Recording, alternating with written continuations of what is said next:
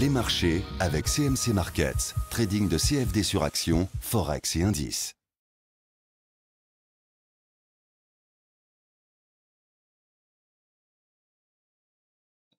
Bonsoir, voici l'analyse technique du CAC 40 pour le 19 février.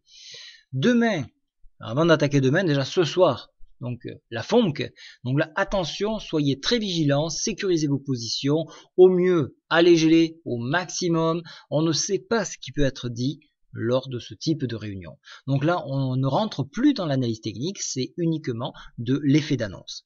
Demain matin, 6 heures, donc le rapport mensuel de la BOJ, donc la BOJ c'est la banque centrale du Japon.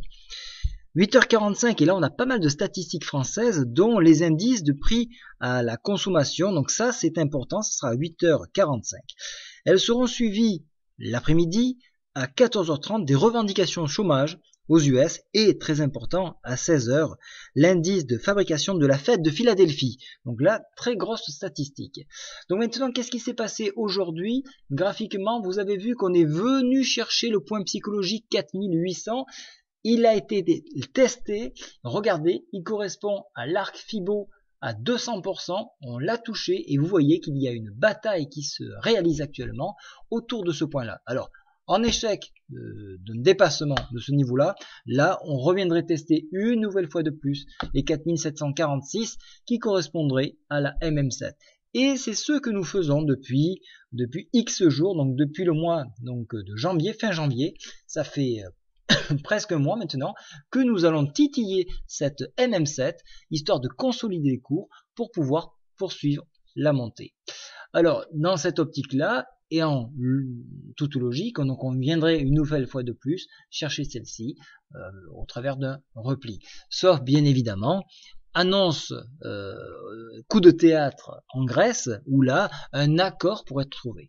Alors quand même, ce qu'il faut se dire d'un éventuel accord, il se fera dans la douleur, et ça sera autant bien pour les Grecs que pour la zone euro. Dans le pire des cas, la Grèce donc voudrait sortir, et donc là ça serait une catastrophe au niveau de la zone euro, et dans l'autre des cas, donc on aménagerait une nouvelle fois de plus la dette de la Grèce au détriment des pays contributeurs. Donc dans tous les cas, ça ne peut être que négatif, mais seulement il y a un quantitative easing qui nous empêche de s'écrouler. On l'a bien vu aujourd'hui, il y a eu une inverse corrélation entre le SPI 500 et le CAC 40, alors que le SPI 500 descendait, on voyait bien que le CAC 40, le DAX était maintenu. On ne fléchissait pas, donc on sent bien qu'il y a un support, on ne sait pas qui est derrière bien évidemment, mais il y a un support qui empêche les cours de s'écrouler. On ne réagit pas lorsque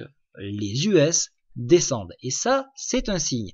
Donc soyez vigilants à ça, surveillez les inflexions, surveillez donc qu'il y ait bien une corrélation entre le SPI 500 et le CAC 40, notamment l'après-midi, puisque le SPI 500 tourne l'après-midi, et donc à ce moment-là, donc pour résumer la situation, en cas d'échec donc des 4800 et sur effet d'annonce, on aurait une accélération baissière en venant chercher donc en premier temps la MM7, le support ici, pour venir chercher la MM20 qui se trouve à 4679. En cas de bon effet d'annonce, on pourrait casser les 4800 et là, plus rien nous empêche d'aller taper le haut de la Bollinger à 4826 et poursuivre notre ascension en direction toujours de ce barrage supérieur ici, que nous avons depuis des années, à 5077. C'est un barrage qui est loin, mais déjà ce premier barrage, il semblait loin, on l'a touché.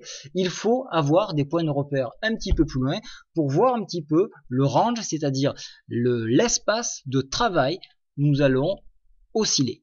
Voilà, donc pour ma part, FOMC, donc je reste hors marché. Bonne soirée à tous, au revoir.